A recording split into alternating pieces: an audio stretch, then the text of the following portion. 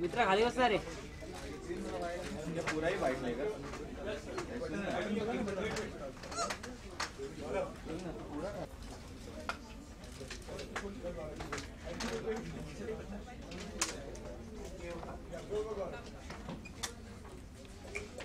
नादान पप्पू जो कि नादानियां करता है, लेकिन दुनिया की नजर में उसको नादानियां कहें या इसकी उल्टी सीधी हरकतें कहें, क्योंकि अपनी डम बीवी के सामने ही दूसरी लड़कियों के साथ फ्लर्ट भी करता है और अपने साले को धोखा देके उससे पैसे भी ऐंठता है।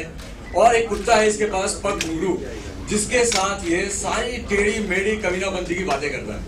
और इसके अलावा हमारे शो में और भी बहुत सारे खट्टे मीठे से कैरेक्टर्स हैं।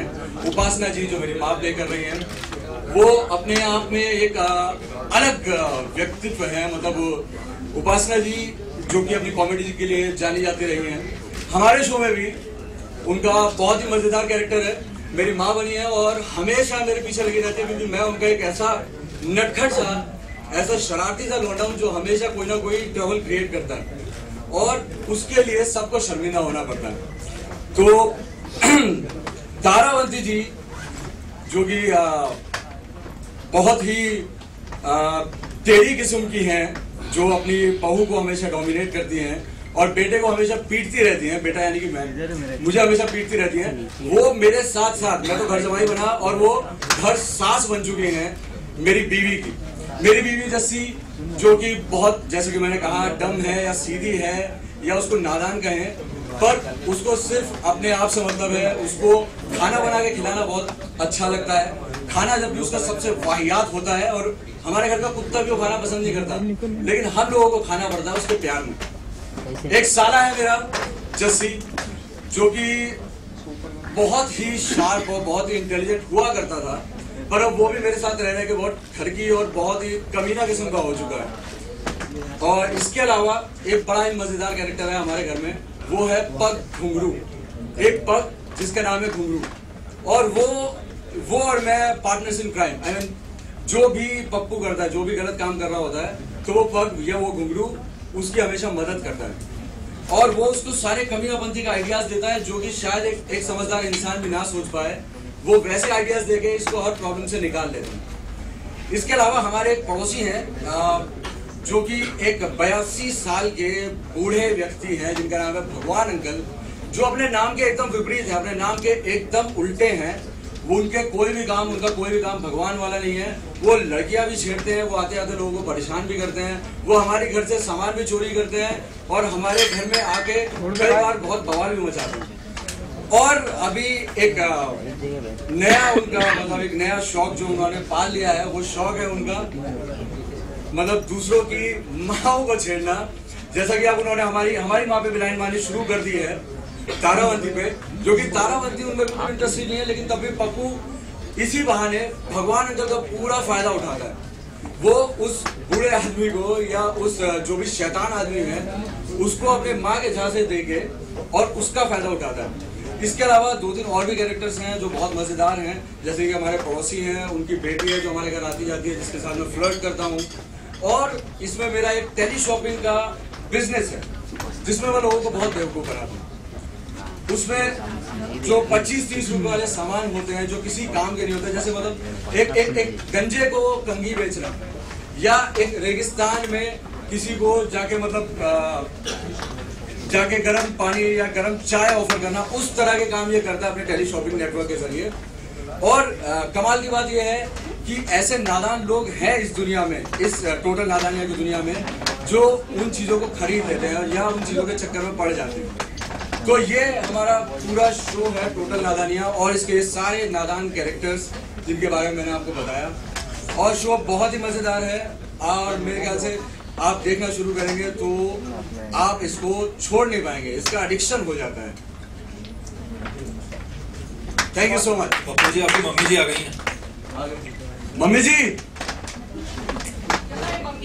आइए आइए।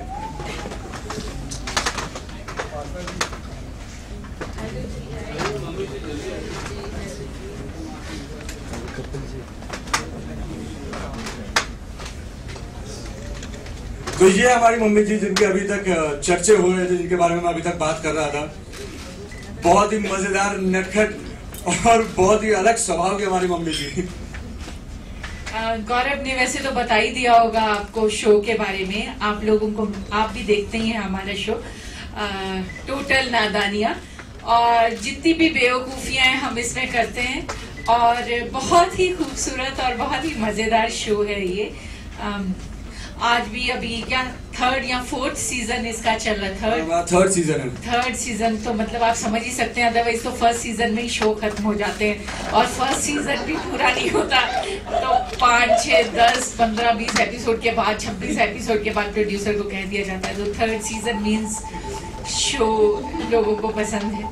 तो हम बहुत किस्मत वाले हैं, बहुत लकी हैं कि हम इस शो का हिस्सा हैं, और बहुत मजा आ रहा है मुझे बिग मैजिक में काम करके और इस शो में काम करके।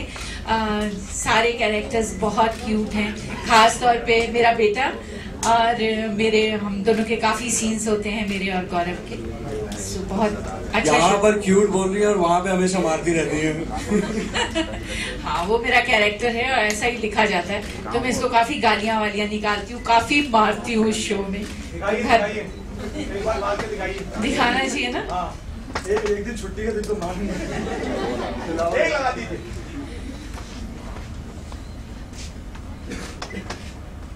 डिस्कस करके नहीं मैं अभी आई हूँ तो मुझे थोड़ा डिस्कस करना पड़ेगा ना बेटे के साथ, क्या बोलना है क्या नहीं। मेरी बेइज्जती आप कहीं भी कर सकती हैं। तो वो शो का ही कुछ थोड़ा सा हिस्सा है, जो थोड़ा सा पार्ट है वो हम आपको प्ले करके यहाँ पे बताते हैं। ओए खसमानु खाने मर जाने बदतमीजा, कोई कनेडियन बहू के साथ भी ऐसे बात करता है। लो जी, मैं आपको क्या बताऊं, मेरी कनेडियन बहू ने इसको कहा कि पूछे अगर मैं एवरेस्ट पे पहुंच जाऊं और वहां पे मैं हाथ लगा कर वापिस आऊं तो तुम मुझे क्या दोगे? तो पता है इसने क्या कहा नलायक ने? धक्का दूंगा और क्या। बदतमीज फिटा मुझ तेरे। और आपको पता है मैंने इसे कहा एक दिन कि ओए पपुआ, मेरी बहू जो है ना हर काम बड़ा डूब के करती है, तो इस नलायक ने पता क्या कहा? अरे हाय, वो कुएं में क्यों नहीं डूब जाती? तो इस तरह से हमारे डायलॉग्स होते हैं और हम इस तरह से इसको प्ले करते हैं। ये छोटा सा हिस्सा था।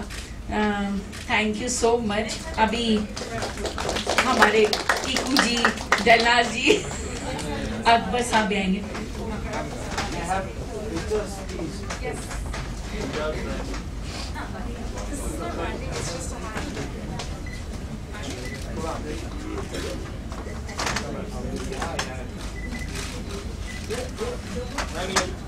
रेड कितना अच्छा दे रहा है।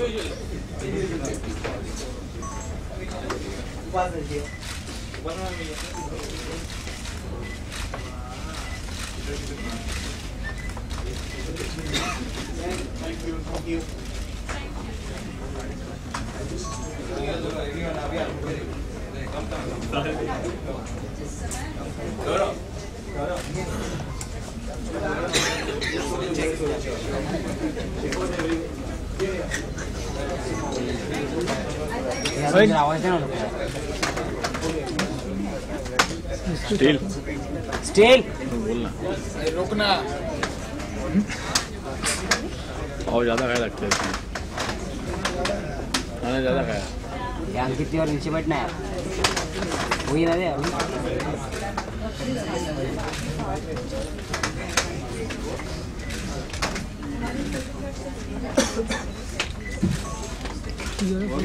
ये मित्रा बस यार। अरे भाई 60 ऊपर की कर रहे 2 मिनट अब बार बार कैमरे में कैमरा लगा क्या? एक second wait for video Arun now we can one crazy picture. crazy picture. What does that mean? Lol. Oi hero oi Get crusher. वो props है, props चाहिए those yeah exactly come on props ना? come on Give us those wigs and stuff. एक ले लेते हैं सीधा यहाँ से oi